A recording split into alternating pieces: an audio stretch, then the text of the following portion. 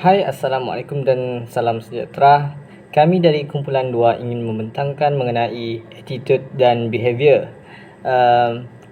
Sebelum itu, saya akan memperkenalkan nama ahli kumpulan saya, iaitu Estefania Venisa Anak Johon dengan kad matriks BP21160635.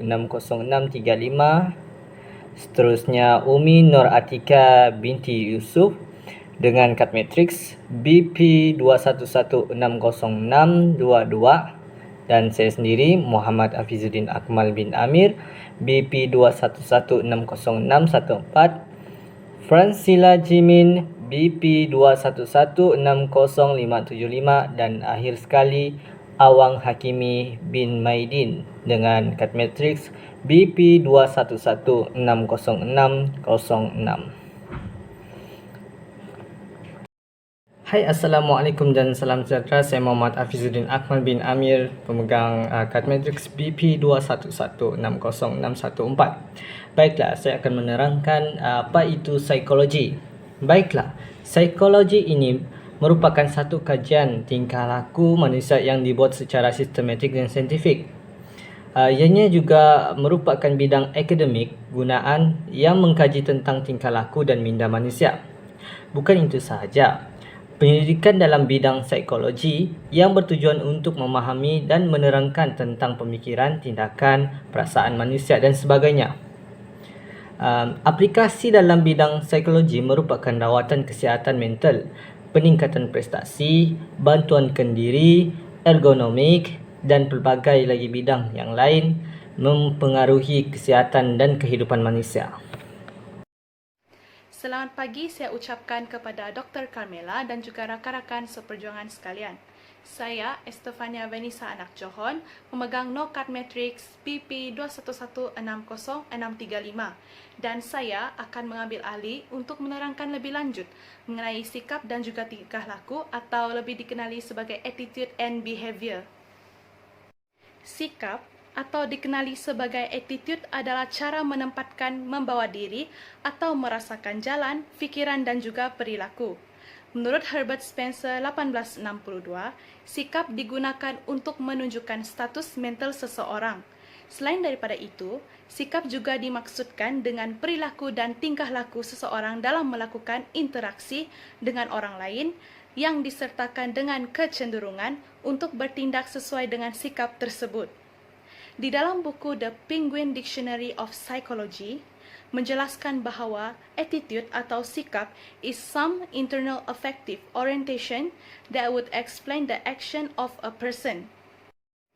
Definisi bagi tingkah laku pula adalah tindakan atau tindak balas sesuatu objek atau organisma. Biasanya, tingkah laku berkait dapat dengan persekitaran.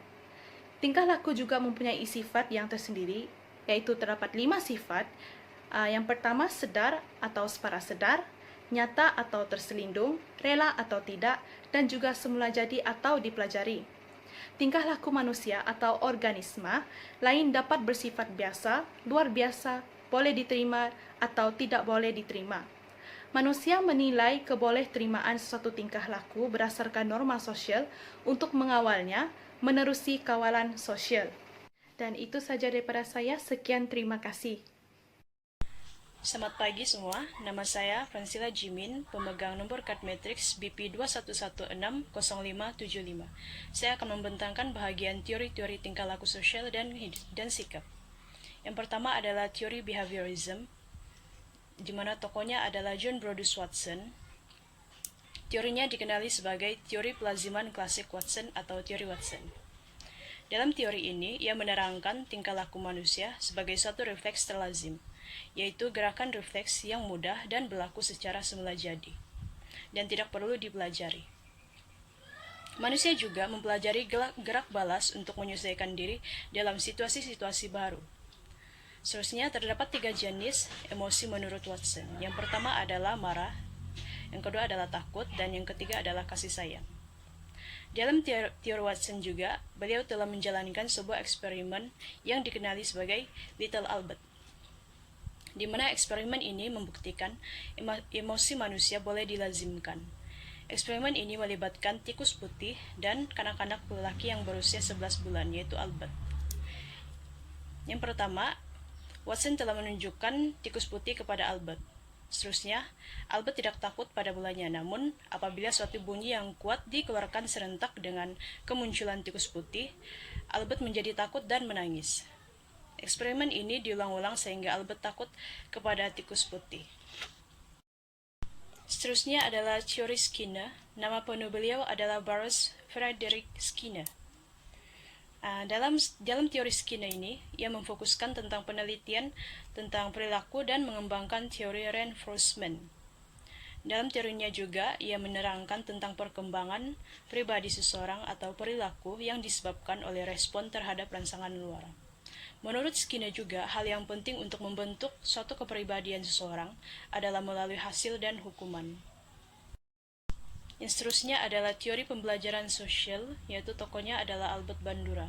Dalam teori Albert Bandura 1986 ini menjelaskan teori pembelajaran sosial adalah suatu pembelajaran yang berlaku dengan memerhati orang lain melakukan sesuatu. Yang bermaksud adalah persekitaran dan orang-orang yang signifikan akan mempengaruhi tingkah laku. Yang terakhir adalah teori pembelajaran sosial Bandura pada tahun 1977. Di mana Bandura telah membuat analisis yang menyatakan bagaimana manusia belajar melalui pemerhatian.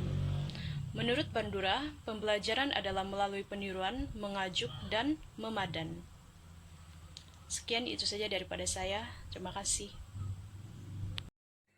Oke, Assalamualaikum dan salam sejahtera saya ucapkan.